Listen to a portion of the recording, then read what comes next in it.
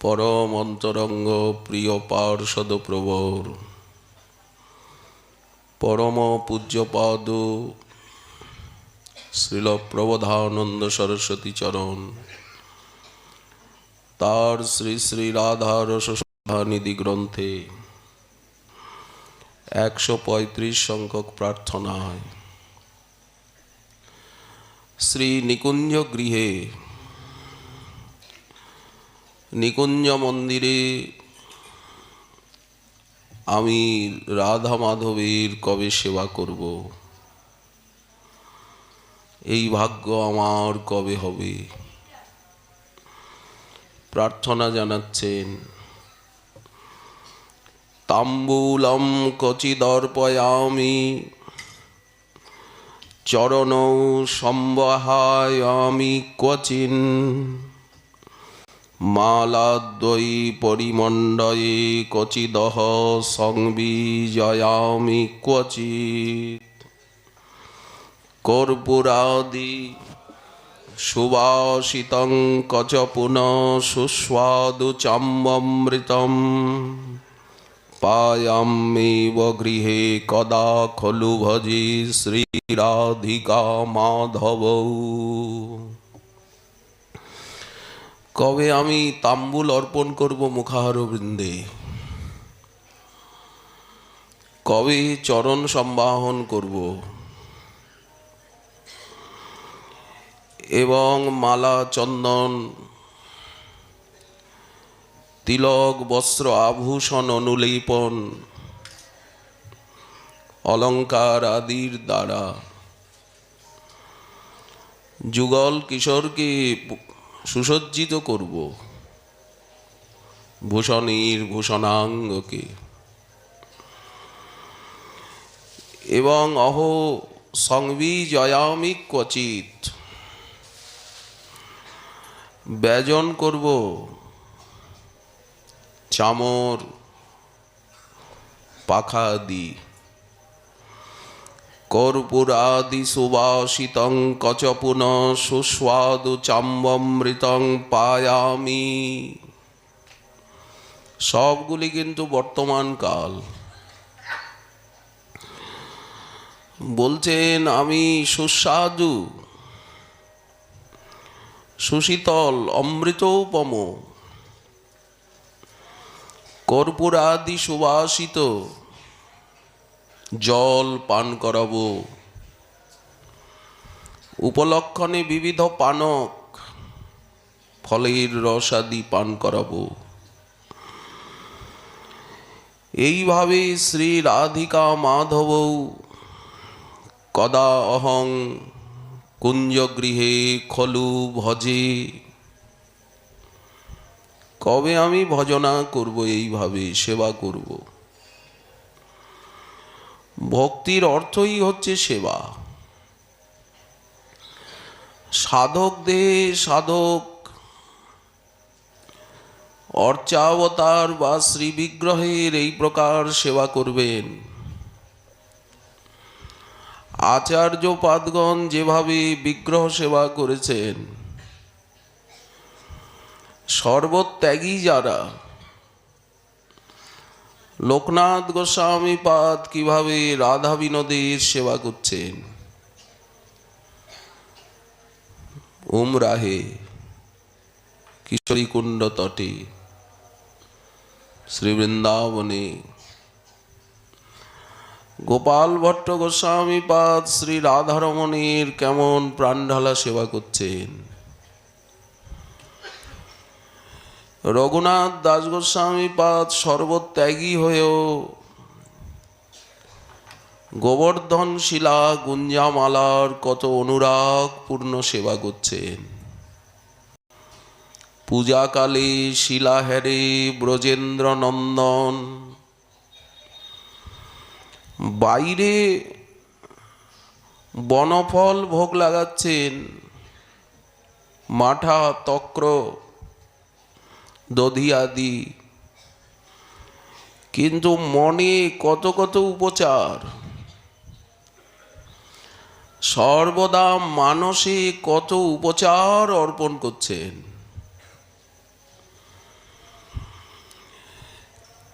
এবং পূজাকালে শিলাহেরে ব্রজেন্দ্র নন্দন গোবর্ধন শিলাকে, গিরিধারীকে সাক্ষাৎ শ্রীকৃষ্ণ রূপে দেখছেন। আজও কি দেখা যায় না? নিশ্চয়ই যায়।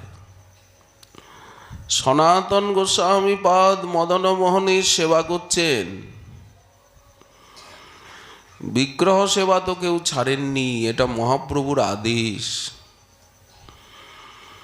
তুলিয়া বনের শাক অলবনে করি পাক, এটা কি খাওয়া যায়? একটু লবণ তো দেবে। কথা বলছেন। এইভাবে গৌর গোবিন্দের সেবা। বাইরে যদি ঠিক ঠিক মতো সেবা হয় এবং গুরু বৈষ্ণবের প্রাণ ঢালা সেবা হয়, তখন সেই সেবা অন্তরে গেঁথে যায়, তখন অন্তশ্চিন্তিত সেবা জগৎ সাধকের নিকট প্রকাশিত হয়। সেবা যদি না থাকে তাহলে সেই ভক্তিকে শান্ত ভক্তি বলা হবে, দাস্য ভক্তি বলা হবে না। সেবার অভাবেই তো তারা এত কাঁদছেন। আর ভগবত কৃপা কাকে বলে? অন্তরে সেবার অভিলাষ জাগিয়ে চিত্তকে বিগলিত করে, সেটাই তো কৃপা। আমার অন্তরে কবে সেবা অভিলাষ জাগবে? সেবা করি সুখ দিব। এক হচ্ছে এই মায়ার জগতে বিষয় উপভোগ জনিত সুখ, তাকে বিষয়ানন্দ বলা হচ্ছে। ব্রহ্মার আসন অবধি এই আনন্দের ব্যাপ্তি, ওই ব্রহ্মপদ অবধি বিষয়ানন্দ। তারপরে যিনি আত্মাকে জানলেন, আত্মা বা অরি দ্রষ্টব্য শ্রোতব্য মন্তব্য নিধিধ্যাসিতব্য, উনি আত্মানন্দে বিভোর হয়ে গেলেন, সর্বত্র আত্মানুভূতি লাভ করছেন। একে ব্রহ্মানন্দ বলা হচ্ছে, বিভু ব্যাপক আনন্দ। ওটা বিষয়ানন্দের থেকে অনেক বেশি। কিন্তু ভজনানন্দের কাছে কিছু না। শ্রুতি প্রশংসা করছেন ব্রহ্মানন্দের, যত বাচ নিবর্তন্তে অপ্রাপ্য মনসা সহ। ওটা অবাং মনস গোচর, মুখাস্বাদনবৎ। কিন্তু কৃষ্ণ নামে যে সুধা সিন্ধু আস্বাদন, তার কথায় তার নামে যে আনন্দ, তাকে ভজনানন্দ বলা হয়। শ্রবণ কীর্তনে যে আনন্দানুভূতি হয়, সেটা হচ্ছে ভজনানন্দ। তার আগে ব্রহ্মানন্দ খাতদক সম, একটা ডোবার জল। এই জন্য ব্রহ্মজ্ঞানী যোগী তারা যদি ভক্তের কৃপা পান, ভক্ত সঙ্গ, তখন তাদের ভিতরে ভজনাগ্রহ দেখা যায়, ভক্তি ভজনী প্রবৃত্তি, যেমন সনকাদির শুকাদির। তাহলে ব্রহ্মানন্দের উপরে ভজনানন্দ অনির্বাচ্য তর। আর এই ভজনানন্দ যখন পরিপক্ক হয়ে যায় তখন তাকে প্রেমানন্দ বলা হয়। ভজন পরিপক্ক হতে হতে প্রেম হয়। এই শ্রবণ কীর্তন করতে করতেই শ্রবণ কীর্তন পরিপক্ক হয়ে প্রেম হয়ে যাবে। লাদিনী শক্তি সার এবং সম্বিত শক্তি সার হৃদয়ে এসে আবির্ভূত হয়ে যে তদাকারতা প্রাপ্ত হবে তাকে বলা হয় প্রেম। এই কৃষ্ণ প্রেম হচ্ছে সুখের সিন্ধু। এর কাছে বিষয়ানন্দ ব্রহ্মানন্দ কিচ্ছু না। কৃষ্ণ প্রেমে যে কৃষ্ণ প্রেম সুখ সিন্ধু যদি তার পাই এক বিন্দু, এক বিন্দুর বেশি পাওয়া যায় না, সেই বিন্দু জগত মাতায়। এই প্রেমানন্দ আবার গাঢ় হয়ে যখন বিরহ আরতি উৎকণ্ঠাকে ভজন করে, প্রাপ্ত করে, তাকে বলা হয় বিরহানন্দ। প্রেমের ভিতরে প্রচুর বিরহ এসে গেল। বললেন এটা অনির্বাচ্যতম মনোরম, কোপি অনির্বাচ্যতম মনোরম। এর আস্বাদ অভিনব। যেমন আমরা মাধবেন্দ্র পুরীপাদে, ঈশ্বর পুরীপাদে, চণ্ডীদাস বিদ্যাপতিতে, লীলাসুখ বিল্লমঙ্গলে, শ্রীমন মহাপ্রভুতে, তা অখিল গৌরাঙ্গগণে, আমাদের আচার্য পাদগণের ভিতরে, সিদ্ধ হওয়াগণের ভিতরে যে ভাব দেখতে পাই আমরা, হা রাধে ব্রজদেবীকে চললিতে, সর্বদা বিরহে অস্থির। হা নন্দ শুনক কুতঃ গোবর্ধন কল্প পাদপতলে কালিন্দী বন্যে কুতঃ ঘোষন্তা বিতি সর্বত ব্রজপুরে খেদৈর মহাবিউহল বন্দে রূপ সনাতন রঘুযুগৌ শ্রীজীব গোপালকৌ। সাধন জগতে এটা চরমাবধি। হাহা রাধা বল্লভ মহামন্ত্র তো জপ করছেনই, তার সঙ্গে সঙ্গে শতনাম সহস্রনাম কত স্তব স্তোত্র উচ্চারণ করছেন, বিরহ ভরে ডাকছেন। অভীক্ষ আত্মেশ্বরীং কাচিৎ বৃন্দারণ্য মহেশ্বরীম, তাকে আহ্বান করছেন। হাহা রাধা বল্লভ গান্ধর্বিকা বান্ধব রাধিকা রমণ রাধানাথ, হাহা বৃন্দাবনেশ্বর, হাহা কৃষ্ণ দামোদর, কৃপা করি করো আত্মসাৎ। এত বিলম্ব কেন? আর কতদিন লাগবে? হা চৈতন্য মহাপ্রভু,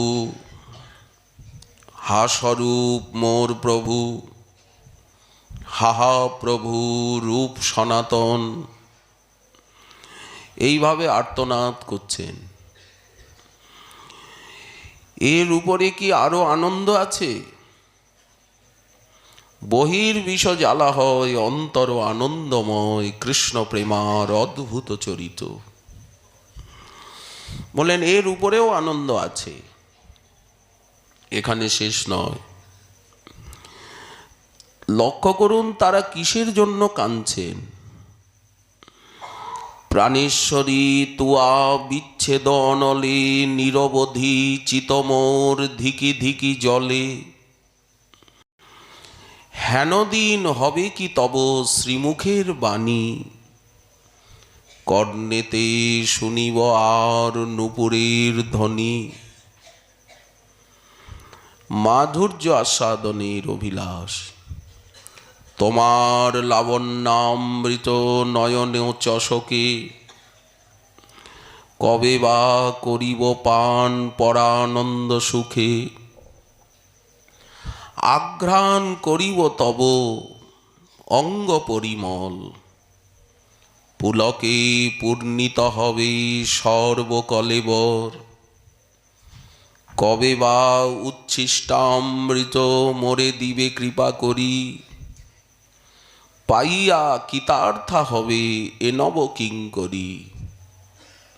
তুমি মোর জপ তপ, তুমি মোর ধ্যান, আর কোনো জপ তপ নেই আমাদের। একমাত্র নিতাই গৌরাঙ্গ সুন্দর রাধা মাধব ছাড়া আর কারো কিছু জপও করব না, তপও করব না, কোনো দিকে তাকাবো না। ওই যে আমরা বললাম, নাভাজি লিখেছেন ভক্তমালের মঙ্গলাচরণে, সব সন্তান নির্ণয় কিও মথি শ্রুতি পুরাণ ইতিহাস। সমস্ত সাধুগণ তারা শ্রুতি পুরাণ ইতিহাসকে আলোড়িত করে মন্থন করে একটা সিদ্ধান্তে এসেছে। সেই সিদ্ধান্তটা কি? ভজিবে কো দো সুঘরকে, হরি হরিকে দাস। জগতে একমাত্র আরাধ্য তত্ত্ব হচ্ছেন হরি এবং হরির দাস অর্থাৎ ভক্ত, আর কারো আরাধনা নয়।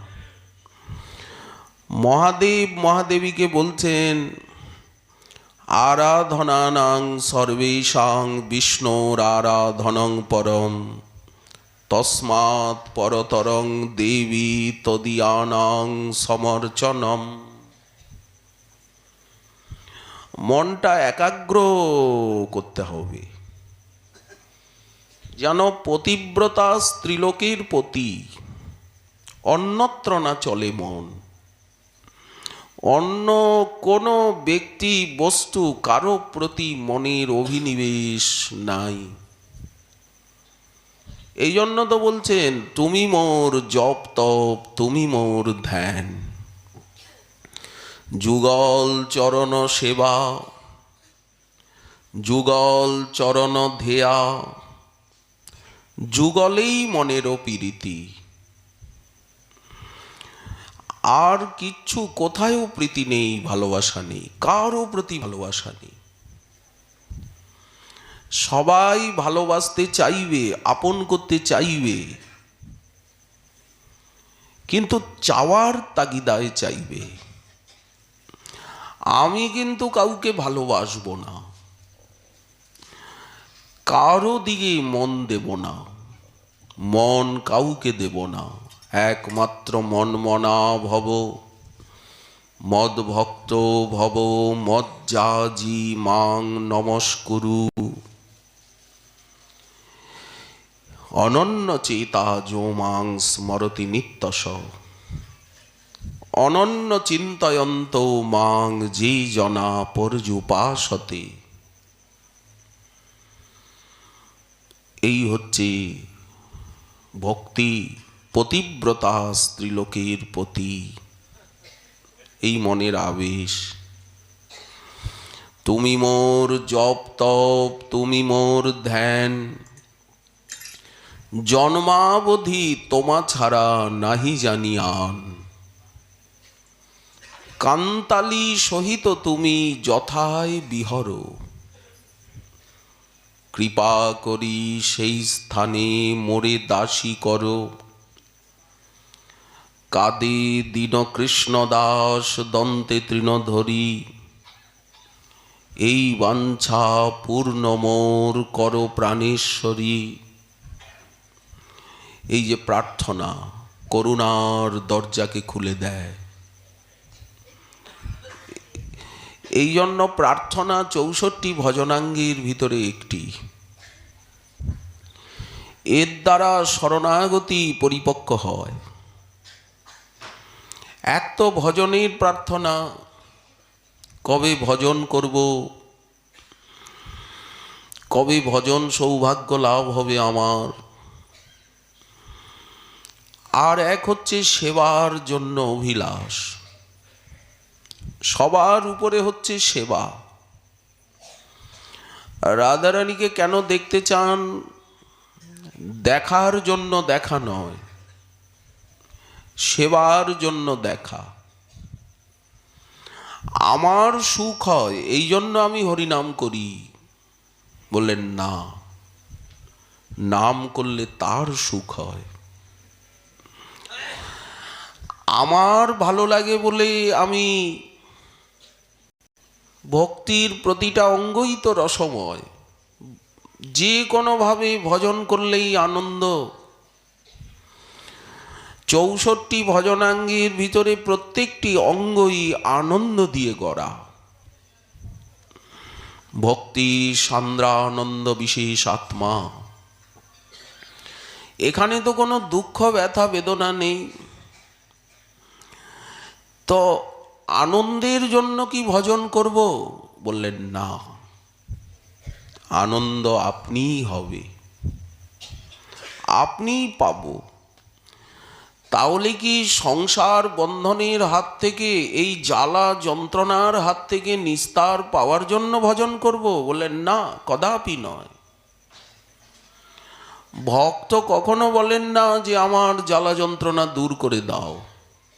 মহারাজ পরীক্ষিত কি বললেন যে আমার মৃত্যুটাকে দূর করে দাও, আমাকে বাঁচিয়ে দাও? হরিদাস ঠাকুর কি বললেন যে আপনারা আমাকে মারবেন না 22 বাজারে, আমি হরিনাম বন্ধ করে দিচ্ছি, সব সমাধান হয়ে যেত তখনই? শ্রীধর কি বললেন যে আমাকে যাতে আর বাজারে থোর মোচা কলা নিয়ে বসতে না হয় সেই ব্যবস্থা করো প্রভু বিশ্বম্ভর? বললেন কি? শুক্লাম্বর ব্রহ্মচারী কি বললেন যে আমাকে যাতে আর ভিক্ষে করে নদিয়ায় দাঁড়ে দাঁড়ে ঘুরতে না হয়? কই বললেন না তো। দুঃখ প্রতিকার বাসনা আমার কভু না হয় যেন প্রভু। কুন্তী দেবী কি বললেন যে আমাকে আরো ঐশ্বর্য দাও, রাজমাতা বানিয়ে রাখো? ভাগবতী কি আছে? যুধিষ্ঠির মহারাজ কি ঐশ্বর্য চাইলেন, রাজত্ব চাইলেন? শ্রীকৃষ্ণ জোর করে তাকে হস্তিনাপুরের সিংহাসনে বসালেন। সে কতদিন? অল্প দিন। যদুবংশ ধ্বংস হয়ে গেল, এই কথা শুনে উনি মহাপ্রস্থানের পথে চলে গেলেন। পঞ্চপাণ্ডবী ক্ষুধি তস্য যথে তরে শ্রীমদ্ ভাগবত বললেন।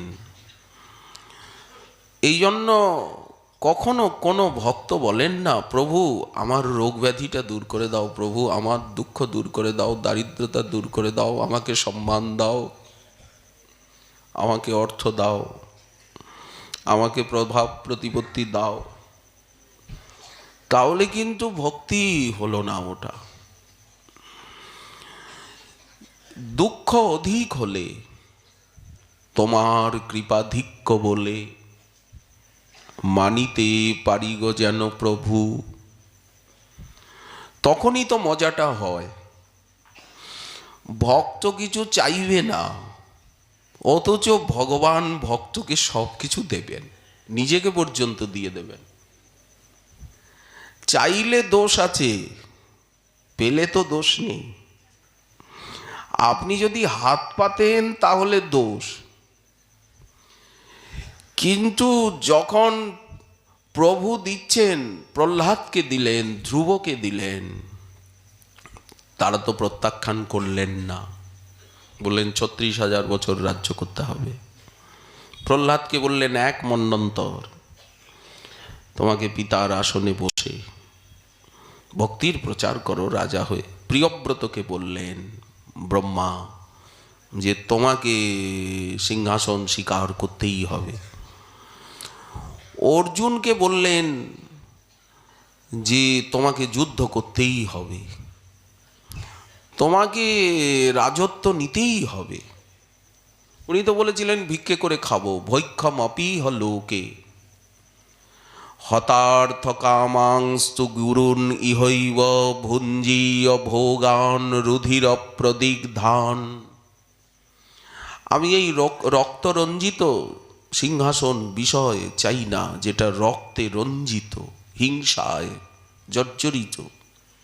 ওই হিংসার রাস্তায়, রক্তের রাস্তায় যাবই না। ভগবান বললেন না, নিতেই হবে।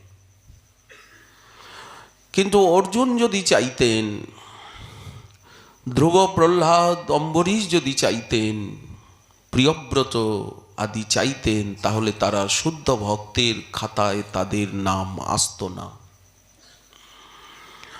আর্ত, অর্থার্থী, জিজ্ঞাসু, জ্ঞানী, 4 প্রকার ভক্ত রয়েছে। তার ভিতরে জ্ঞানী ভক্ত বিশিষ্টতে, তাকে বিশেষ বলা হয়েছে। তিনি তো চাইছেন না। কিন্তু যিনি জল তুলসীর বিনিময়ে সব কিছু দিয়ে দেন, উনি কি দেবেন না? উনি তো ভক্তকে দেওয়ার জন্য পাগল। ভক্তের পিছনে পিছনে ছুটছেন, ভক্তের চরণধুলি মাখছেন, ভক্তকে কিছু দিতে পারছেন না। ভক্তের কিঙ্কর হয় আপন ইচ্ছা। নানাভাবে ভক্তের সেবা করছেন, নানা রূপে এসে। তো ভক্ত তো জানেন প্রভুর স্বভাব এইরকম। প্রভুর কাছে না চাইলে প্রভু আরো বেশি দেবেন। অতএব আমি চাইব না। তার কাছে কি চাইব বললেন? এমন জিনিস চাইব যে তাকেই জব্দ করব।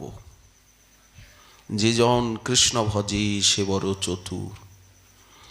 তার কাছে তার ভজন চাইব, এবং ভজন করেও ভজনের সুখ চাইব না, তার সুখ চাইব। ভজন করলে তো আনন্দ সুখ আপনিই হবে, কিন্তু সেই দিকে খেয়াল দেব না, রাখবো না খেয়াল সেদিকে। রাখবো তোমার সুখের জন্য। কেন হরিনাম? বলেন তোমার সুখের জন্য। কেন হরি কথা? তোমার সুখের জন্য। কেন ব্রজেবাস? বললেন তোমার সুখের জন্য। ত্যাগ, বৈরাগ্য, দৈন্য, বলেন তোমার সুখের জন্য। তুমি এতে সুখী হও। কৃষ্ণ প্রীত্যে ভোগ ত্যাগ, কৃষ্ণ তীর্থে বাস। বৃন্দাবন ধামে কেন? বলেন এখানে পড়ে থাকলে তোমার বড় আনন্দ হয়, এই জন্য শরীরটাকে এখানে ফেলে রাখবো। এখানে কেন মরবো? বলেন এখানে মরলে তোমার বড় আনন্দ হয়। তুমি বলেছ এখানে যারা মরেন, প্রাপ্তি হন, তারা আমার কাছে চলে যান। যে বসন্তি মমা ধৃষ্ণে মৃতা জান্তি মমালয়ম। এই জন্য এখানে মরতে চাই। উনি যদি বলেন আমার কাছে এসে কি করবে, কেন আমার কাছে আসতে চাও? বললেন তোমার সেবা করব। তাম্বুলম কচিদর্পয়ামি। রাধা মাধব যদি বলেন আমাদের কাছে আসতে চাও কেন? বলেন সেবা করার জন্য আসতে চাই।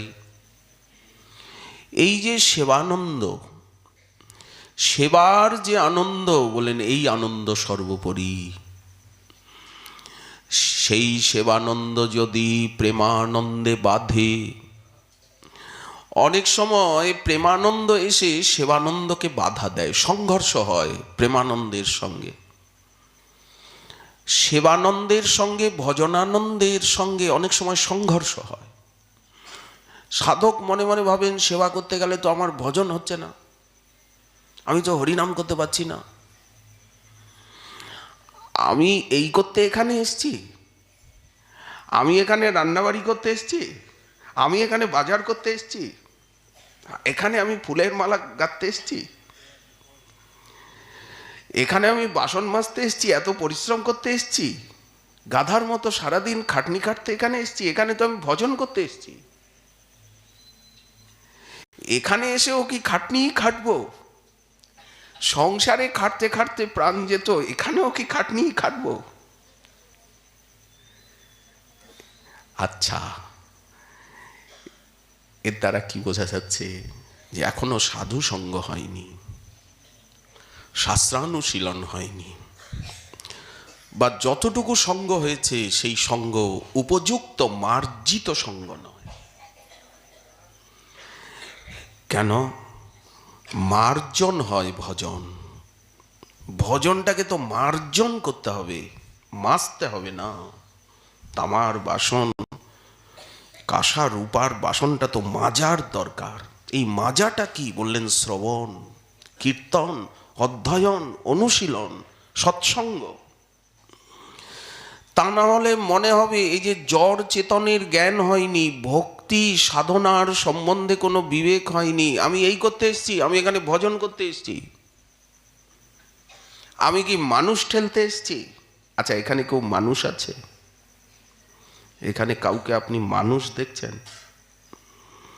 এখানে তো সব ভক্ত, সব রাধারানীর জন, সব রাধারানীর গণ। রাস্তায় বেরিয়ে যদি আপনি বলেন এত মানুষ, এত মানুষ, এত এত, যদি এখন প্রসাদ দেখে বলেন এত অন্ন, এত ডাল, এতই, যদি রামচন্দ্র কবির আপনার রামচন্দ্রপুরীর রাস্তাটা নেন, একটা হচ্ছে রামচন্দ্রপুরীর রাস্তা, আর একটা হচ্ছে ঈশ্বরপুরীর রাস্তা। একই মাধবেন্দ্রপুরী পাদ প্রেমময় কলেবর, জয় মাধবপুরী কৃষ্ণ প্রেমপুর, ভক্তি কল্পতরুর জিহ প্রথম অঙ্কুর। এমন গুরুদেবের শিষ্য হয়েও, গুরুদেবের সঙ্গ সান্নিধ্য লাভ করেও রামচন্দ্রপুরী চিরবঞ্চিত হয়ে গেল। গুরুদেবকে উপদেশ দিচ্ছে যে আপনি তো কান্নাকাটি করছেন, হায় হায় করছেন, ছটফট করছেন, এত অস্থির হচ্ছেন কেন গুরুদেব? শুয়ে শুয়েই বিছনায় আপনি সব কিছু মলমূত্রাদি পরিত্যাগ করছেন, একটু ধৈর্য ধরুন না। আপনি তো আত্মা, আপনি তো ব্রহ্ম, আপনার তো কোনো সুখ দুঃখ নেই। গুরুদেব অসুস্থ, এখন শিষ্য যদি বলে আপনি তো ভগবৎ তুল্য, আপনি তো, আপনার আবার সুখ কি, দুঃখ কি, ক্ষুধা কি, তৃষ্ণা কি, রোগ কি, ব্যাধি কি? গুরুদেব বলবেন সব চল এখান থেকে, আমাকে ওষুধ এনে দিলি না এখনই। বলে আমার সেবা কে করে, আমি আবার কার সেবা করব? হবে? আপনি তো আত্মা, আপনি তো ব্রহ্ম, আপনি কাঁদছেন কেন? এরকম মাঝে মাঝেই বলে, গুরুদেবকে উপদেশ দেয়। অনেক শিষ্য গুরুদেবকে উপদেশ দেয়, তখন গুরুদেব হাত জোর করে বলে বাবা তুমি গুরুদেব, আমি শিষ্য বাবা আজকের থেকে। গুরু মহারাজ কি বলতেন জানেন? গুরু মহারাজ বলতেন যে আমি ক্ষুদ্র জীব, সহজে অস্থির, ঈশ্বরের লীলা কোটি সমুদ্র গম্ভীর। যদি কেউ কিছু করত বিপরীত কার্য, বুঝিয়ে তাকে রাস্তায় আনা যেত না, তখন যদি কেউ বলতো বাবা আপনার শিষ্য এরকম করছে, এরকম একটু বোঝান, বাবা তো বোঝাতেন, পাঠেই তো সব কথা বলে দেওয়া হয়, আবার ব্যক্তিগতভাবে কি জনে জনে বলতে হবে? গ্রন্থেই তো সমস্ত কথা লেখা আছে, পাঠেও সমস্ত প্রশ্নের উত্তর দিয়ে দেওয়া হয়, আবার কি জনে জনে খুঁচিয়ে খুঁচিয়ে বলার সময় আছে? যাদের বহু শিষ্য তারা সময় দেবেন কোথায়? তাদের তো সময় নেই। আর যাদের একটা ভজনের নিয়ম আছে, যারা সময় মেনে নিয়ম মেনে চলেন, তারা তাদের কাছে গিয়ে তো তাদের সময়টাকে নষ্ট করা, তাদের ভজন নিয়মকে নষ্ট করা। তো বাবা তখন বলতেন আমি ক্ষুদ্র জীব, আমার বুদ্ধি সহজে অস্থির, ঈশ্বরের লীলা অর্থাৎ এই যে ভক্তদের লীলা এ কোটি সমুদ্র গম্ভীর, আমি এর মধ্যে মাথা ঢুকাতে চাই না, এর মধ্যে মাথা দিতে চাই না, আমার সময় নেই। এই একদিন মাধবেন্দ্র পুরীপাদ রেগে গেলেন,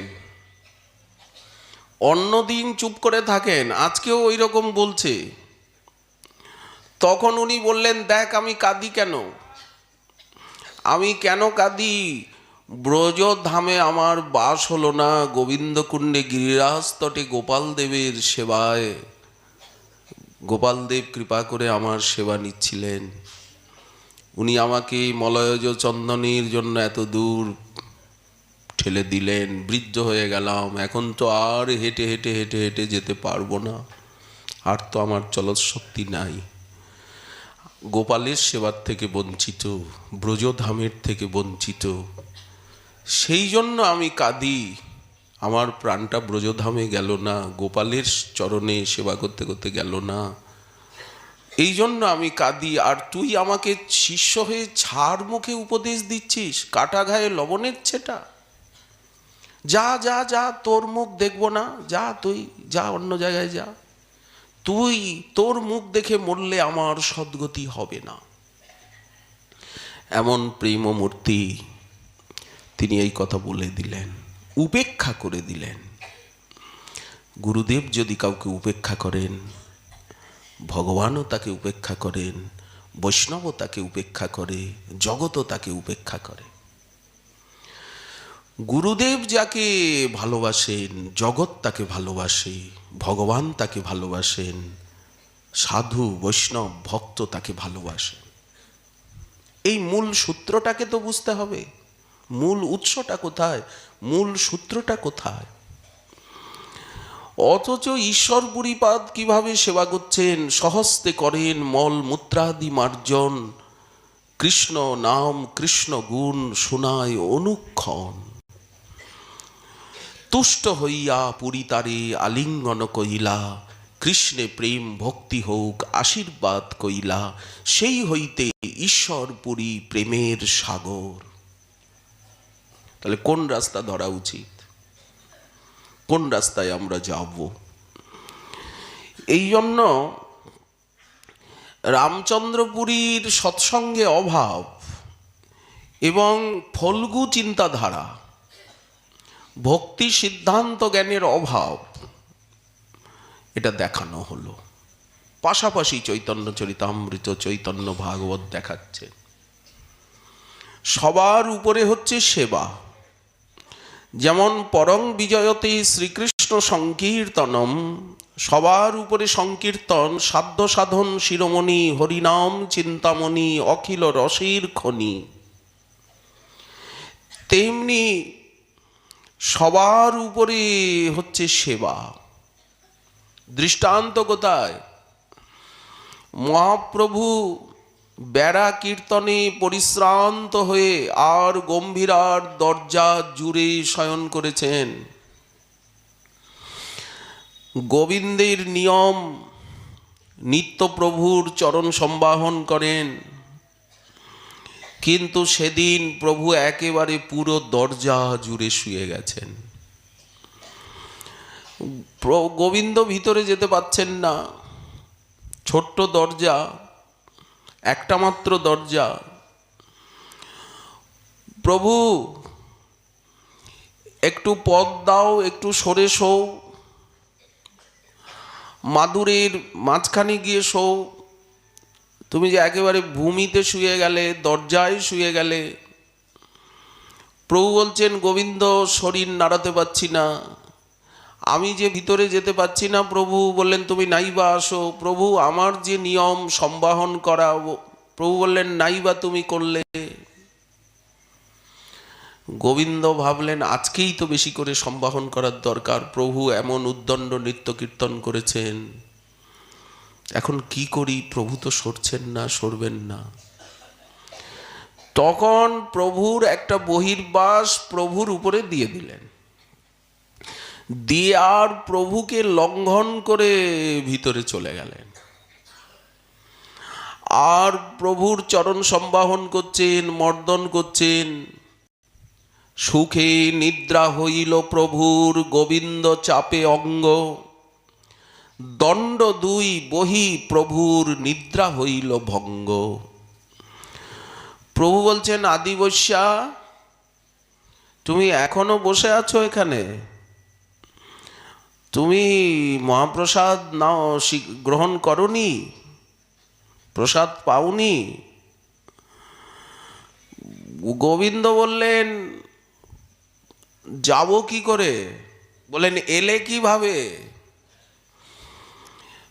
বলে, এসেছি তো যেভাবে ডিঙিয়ে এসেছি, বলে সেইভাবেই যেতে হয়।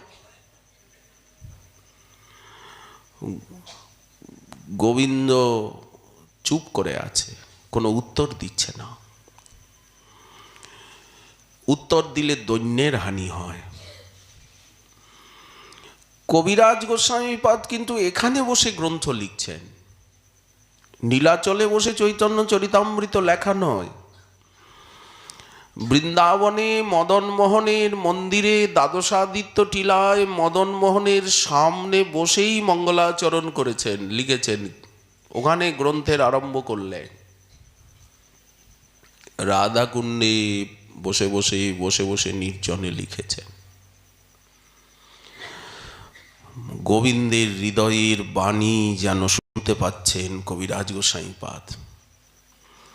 প্রভু জিজ্ঞাসা করলেন, কেন প্রসাদ গ্রহণ করতে যাওনি? গোবিন্দ চুপ। গোবিন্দ ভাবেন মোর সেবা সে নিয়ম, এই সেবা করার জন্য যদি আমার অপরাধ হয়, লঙ্ঘন করে এলাম, ভিতরে অপরাধ হলো, অপরাধ হয় কিংবা নরকে গমন, সেবা করতে গিয়ে যদি আমার অপরাধ হয়, যদি আমি নরকে যাই, বললেন যাওয়ার জন্য প্রস্তুত আছি। সেবার নিমিত্ত কোটি অপরাধ নাহি গণি, কিন্তু নিজের সুখের দিকে জন্য, ভগবত সেবার জন্য, ভগবানের সুখের জন্য আমি কোটি অপরাধ করতে প্রস্তুত, কিন্তু আত্মসুখের জন্য, নিজের সুখের জন্য আমি প্রভুকে ডেঙিয়ে ভিতরে এসেছি প্রভুর সুখের জন্য, প্রভুর সেবার জন্য। আর বাইরে যেতে হবে আমার দেহের প্রয়োজনে, এই জন্য তো আমি বাইরে এইভাবে যেতে পারি না। এই জন্য স্বনিমিত্ত অপরাধ আভাসে হয় মানি, সেবার নিমিত্ত কোটি অপরাধ নাহি গণি, কিন্তু স্বনিমিত্ত নিজের জন্য অপরাধ আভাসে হয় মানি। কত সূক্ষ্ম এই ভক্তি জগতের সিদ্ধান্ত। যতক্ষণ ভক্তি শাস্ত্র অধ্যয়ন না হবে, সাধু সঙ্গ না হবে, ততক্ষণ পর্যন্ত এই কথাগুলো কখনোই হৃদয়ঙ্গম করা যাবে না। মার্জন হয় ভজন, সাধু সঙ্গে অনুক্ষণ। আবার কি জাতীয় সাধু? সেবানিষ্ঠ সাধু, সেবানিষ্ঠ ভক্ত, তারাই তো চরমে পরমে। এই জন্য যদি প্রেমানন্দ সেবানন্দকে বাধা দেয়, সেই প্রেমানন্দ প্রতি ভক্তের হয় মহাক্রোধে। দৃষ্টান্ত দেওয়া হচ্ছে, দ্বারকানাথের পাশে দারুক বাতাস করছেন বেজনি নিয়ে। দ্বারকানাথের সৌন্দর্য মাধুর্য দেখে দারুকের হস্তে স্তম্ভভাব এসে গেল, হাতের থেকে বেজনিটা পাখাটা পড়ে গেল। সেই ভাবকে ধিক্কার দিলেন দারুক, অপরাধ হয়ে গেল, হাত থেকে পাখা পড়ে গেল। সিদ্ধ কৃষ্ণদাস বাবা নৌকা বিহার লীলা দর্শন করছিলেন, হাতে ছিল আতরের জার, আতরের বড় শিশি, সেটা পড়ে গেল স্তম্ভভাব হয়ে এসে। উনি হাহাকার করছেন, আমার সেবা অপরাধ হয়ে গেল। এই হচ্ছে বিশুদ্ধা ভক্তি। এই জন্য দূরে যারে নয়ন বাড়ি, আমি গোরা রসের বদন হেরি, আরতি করে নরহরি। কেন বলছেন? এখন যাতে আমার চোখে জল না আসে। এখন যদি চোখে জল আসে তাহলে আমার আরতি করতে অসুবিধা হবে। প্রদীপের মধ্যে চোখের জল পড়ে গেল, ভোগ লাগাতে বসে কেউ যদি কাঁদছেন, রন্ধন করতে বসে যদি ঘাম পড়ে গেল, কান্না আসছে, চোখের জল নাকের জল পড়ে গেল নৈবেদ্যের ভিতরে, তাহলে তো সেটা অপবিত্র হয়ে গেল। ওটা তো আর ভোগ লাগানো যাবে না, সেবাপরাধ হয়ে গেল। এই জন্য দূরে যারে নয়ন বাড়ি, এখন যেন আমার চোখে জল না আসে। রসির বদন হেরি আরতি করে নরহরি।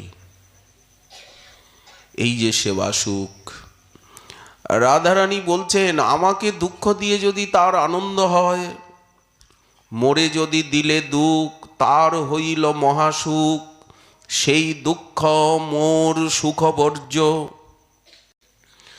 আমি সেই দুঃখটাই চাই। রাধারানী বলছেন যে এই যে আমি দুঃখ পেলাম, এই দুঃখটাকে আমি কিছু মনে করি না। বহুদিন পরে বধূয়া এলে, দেখা না হইত পরাণ গেলে, দুঃখিনীর দিন দুঃখে তো গেল, তুমি মথুরা নগরে ছিলে তো ভালো। আপন দুঃখ কিছু না গনি, তোমার কুশলে কুশল মানি। আজ কোকিলা আসিয়া করুক গান, ভ্রমরা ধরুক তাহার তান।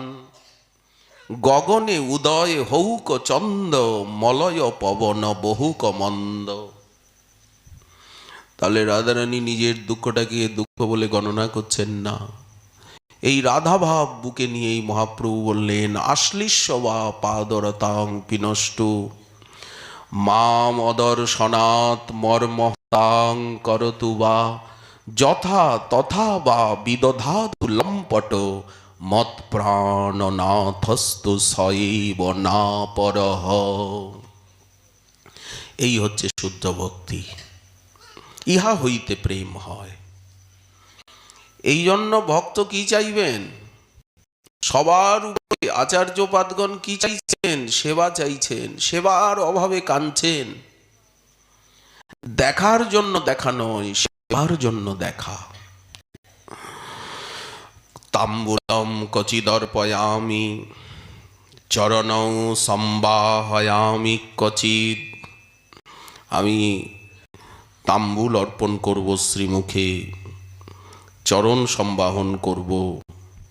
মাল্লাদ্বয়ী পরিমণ্ডয়ী কচিদহ, মাল্য চন্দন অলুলেপন,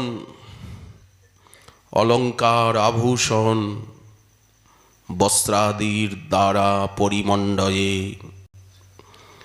আমি রূপসজ্জা সাজসজ্জা করব। সংবিজয়ামি, নানা লীলা ভরে রসেরও আবেশে, তোমার কেশ বেশ হবে দূরে, সে বেশও করিব এ কৃপা করিবে মোরে।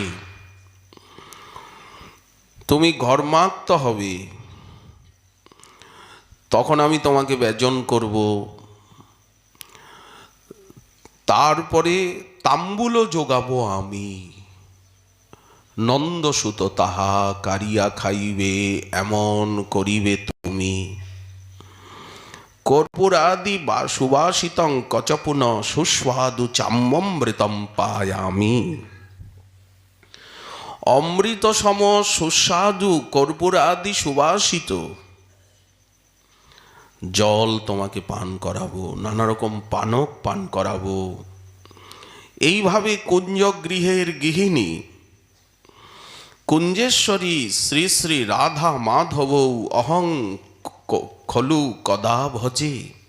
আমি কবে ভজন করব? সেবার কি অপূর্ব পরিপাটি, কবে আমি সেবা করব? সেবার জন্য ব্যাকুল হবে আমার চিত্ত। সেবার সার্থকতাই তো সুখ, সেবার অভাবেই তো দুঃখ। সেবা নিজের দিকটাকে ভুলিয়ে দেয়। এই জন্য সেবা রসের আনন্দ তুমি আমায় কবে প্রদান করবে?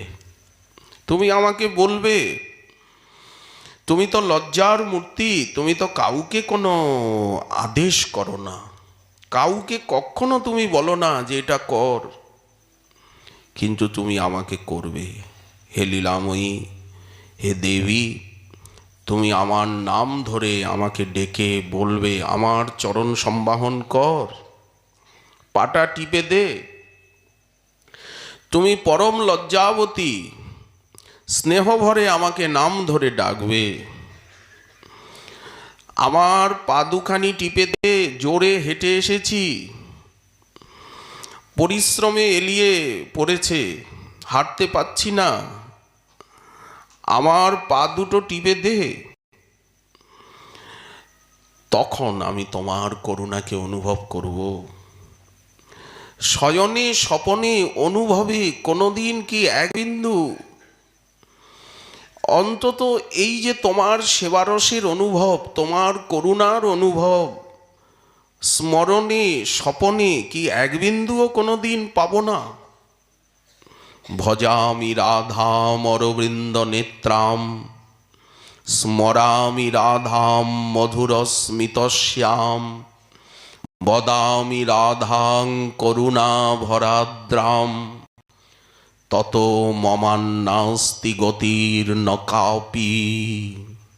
আমার আর কোনো গতিই নেই, সব সময় সেই অরবৃন্দ নয়না কমল নয়না রাধারানীরই ভজন করি। কেউ যেন জিজ্ঞাসা করছে আপনি কার ভজন করেন, কি চিন্তা ভাবনা করেন? সব সময় রাধারানীকেই চিন্তা করি। মধুর স্মিতশ্যাম, যার শ্রীমুখখানা সর্বদা হাসিতে দেদীপ্যমান, হাসির ঠমকে চপলা চমকে নীল শাড়ি শোভে গায়। বদামি রাধাং করুণা ভরাদ্রাম, সব সময় সেই করুণা বিদ্রবদ্দেহা, করুণা বিগলিত হৃদয়া শ্রী রাধারানীর কথাই বলি, অন্য কথা মুখে আসে না। তত মম নাস্তি গতির্ন কাপি, কাপি মম অন্যা গতি নাস্তি। রাধারানী ছাড়া আমার অন্য কোনো আর গতি নেই। স্বামিনী তিনি কিঙ্করীকে বুকে টেনে নিচ্ছেন, চরণের বিবশতা চলে গেছে। পাদপীঠে বসে স্বামিনীর চরণ যুগলকে কোলে নিয়ে আর সম্বাহন করছেন। চিরকামনার সম্পদ স্বামিনীর চরণ, চরণ দুখানা বুকে লাগাচ্ছেন, নয়ন নীরে পাদ্য দিচ্ছেন। এই চরণ সম্বাহন করতে করতে পাদ্য, অর্ঘ্য, ধূপ, দীপ, নৈবেদ্য পঞ্চোপচারে চরণের অর্চনা করেন। বললেন পাদ্য কোথায়? বললেন কেন? নয়ন নীর, চোখের জলই যেন পাদ্য। বললেন অর্ঘ্য, বললেন ওই যে চরণ সম্বাহন করতে করতে সারা দেহ পুলকিত হচ্ছে, এই পুলক, পুলকই যেন দুর্বাঙ্কুর, অর্ঘ্য। আর পুষ্প, বললেন কেন? এই যে চরণকে চুম্বন করছেন রাধারানীর, লাল টুকটুকে অধর ওষ্ঠ সেবিকার, বললেন ওই তো পুষ্প, বন্ধুজীব কুসুম। নৈবেদ্য, বললেন কেন? বক্ষে নিচ্ছেন, উরজ যুগলে ধারণ করছেন চরণ, এটাই যেন নৈবেদ্য অর্পণ। এই প্রকার চরণের প্রতি অনুরাগ। সম্বাহয়ামি কচিন, কিরকম সেবা! শ্যামসুন্দর বসে আছেন, রাধারানীও বসে আছে। কিভাবে যেন শ্যামসুন্দরের রাধারানীর শ্যামের কুণ্ডলের সঙ্গে, মকরাকৃতি কুণ্ডল, সেই কুণ্ডলের সঙ্গে শ্যামসুন্দরের কুণ্ডলের সঙ্গে স্বামিনীর কেশ জড়িয়ে গেছে। কিঙ্করী বুঝতে পাচ্ছেন, এই তাড়াতাড়ি এসে কেশকে সরিয়ে দিচ্ছেন, উন্মুক্ত করে দিচ্ছেন। ওখানে মুখে কেউ বলবে না যে এই সেবা করো, এখানেও মুখে কেউ বলবে না। এ রাজ্যেও মুখে কেউ বলে না, ও রাজ্যে তো কেউ বলেই না। রাধারানী পুরস্কার দিচ্ছেন, ও সেবা করেছে, ওকে পুরস্কার দিতে হবে। কি পুরস্কার দিচ্ছেন? এদিকে ওদিকে তাকিয়ে বলছেন কাছে আয়, হাত পাত, কেউ নেই। ও হাত পেতেছে, সঙ্গে সঙ্গে স্বামিনী প্রাণনাথের চর্বিত তাম্বুল চর্বণ করছিলেন, সেই চর্বিত তাম্বুল ওর হাতে দিয়ে দিলেন, সোহাগ করে বুকে নিলেন। এই যে পরম দুর্লভ কৃষ্ণাধরামৃত, আবার তাতে রাধারানীর চর্বিত, এটা ললিতাদি সখীগণ কি এইভাবে লাভ করতে পারেন? কখনো ললিতাকে রাধারানী বলেন আমার পাটা টিপে দে, এদিকে আয়, নে প্রাণনাথের অধরামৃত নে। এইভাবে কোটি মাতৃস্নেহে, এই জন্য বাৎসল্যে মাতৃকোটি, মহাপ্রভুরও কৃপায় এই প্রকার। যেমন রাধারানীর কথা বলতে গিয়ে সিন্ধু সিন্ধু সিন্ধু বলা হচ্ছে, সার সার, তেমনি মহাপ্রভু তো তেমনি সৌন্দর্যে কামকোটি, সকল জনসমাল্লাদনে চন্দ্রকোটি, বাৎসল্যে মাতৃকোটি, কোটি বিটপি নাম ঔদার্য সারে, গাম্ভীর্যে অম্বধি কোটি, মধুরিমণি সুধাক্ষীর মাধ্যিক কোটি, গৌরদেব সজিয়াত প্রণয় রসপদে দর্শিতাশ্চর্য কোটি। মহাপ্রভুকেও তো সেবা করতে হবে এইভাবে।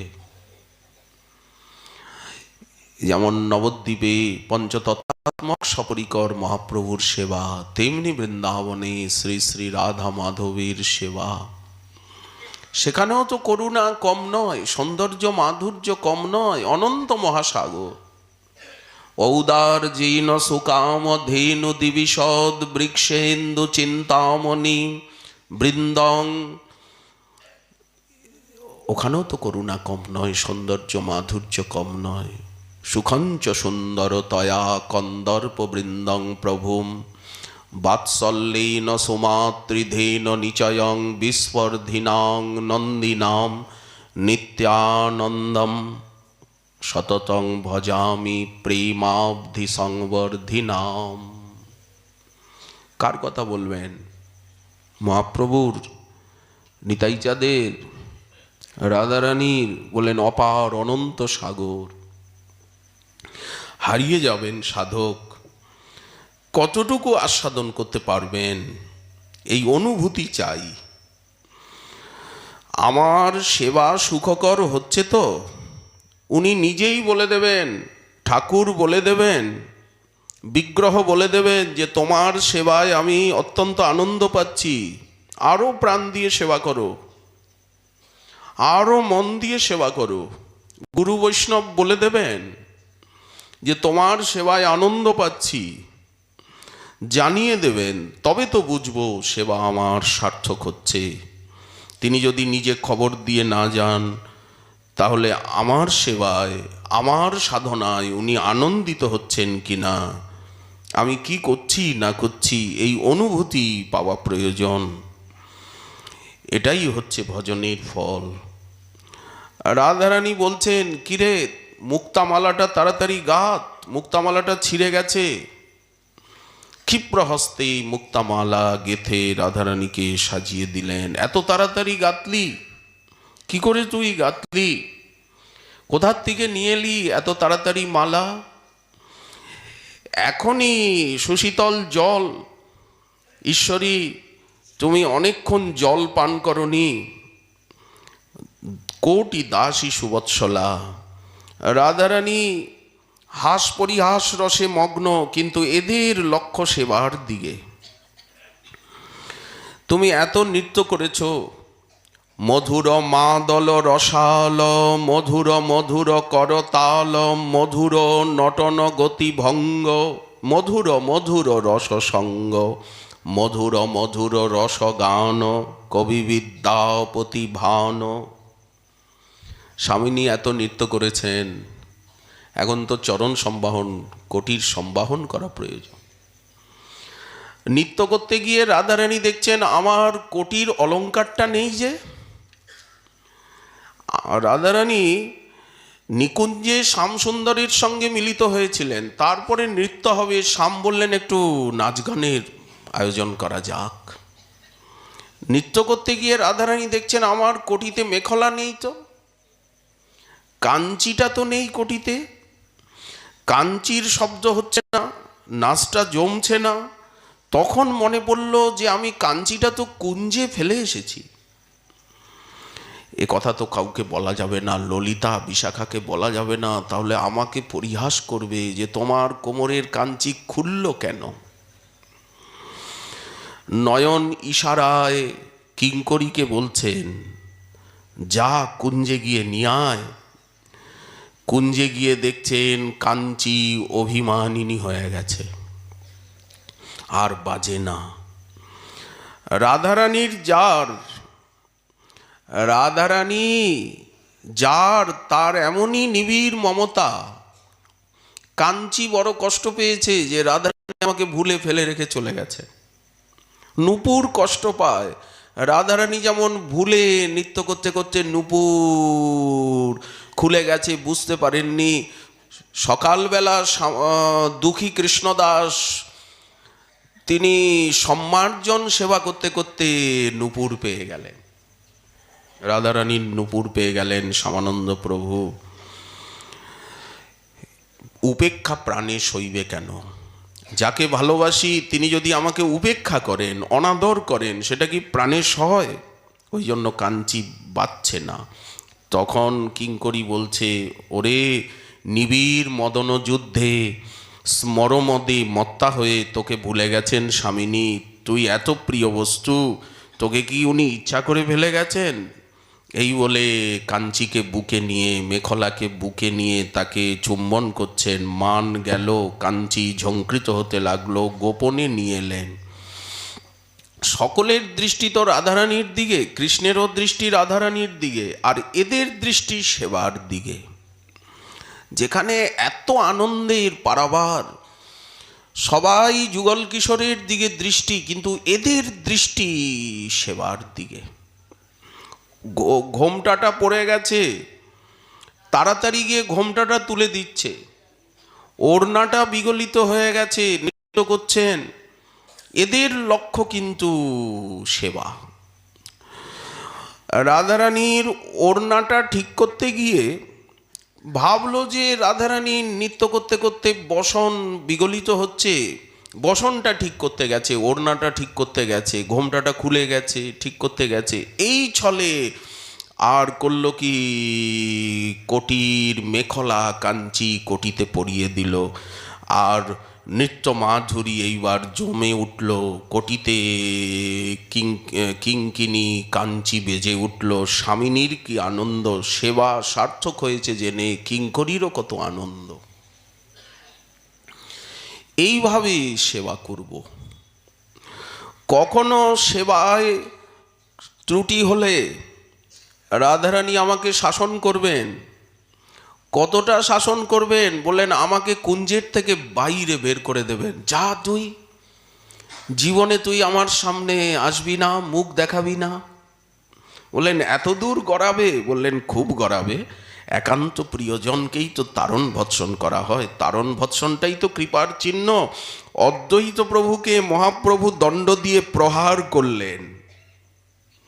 অদ্বৈত প্রভু যখন কৃপা পাওয়ার জন্য জ্ঞান বড় বলে ব্যাখ্যা করলেন, তখন নিতাইচাঁদ মহাপ্রভু সাঁতার কেটে নবদ্বীপ থেকে শান্তিপুরে এসে আর অদ্বৈত প্রভুকে ভালো করে কেলালেন। এই তো আছে এই কৃপাদণ্ড। অতএব যেখানে ভালোবাসা সেখানে তুমি ধীরমতি, তুমি কাউকে কিছু বলো না, কিন্তু আমার প্রতি খুব ক্রোধ করবে, আমাকে খুব ভৎসনা করবে, আমাকে কুঞ্জের থেকে বের করে দেবে, কিন্তু তুমি আমাকে মারো, ধরো, যাই করো, আমি তোমার চরণ ছেড়ে কোথায় যাব? মেঘ যদি বজ্রাঘাত করে চাতকীর প্রাণী নেয়, তথাপি চাতকী কখনো মেঘ ছাড়া কাউকে চায় না। এটাই তো স্বাভাবিক প্রীতির ধর্ম।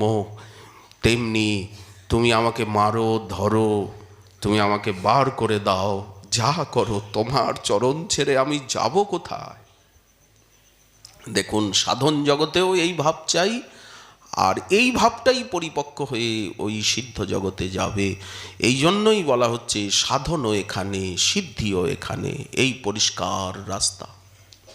এইভাবে কদা রাধা মাধবৌ অহম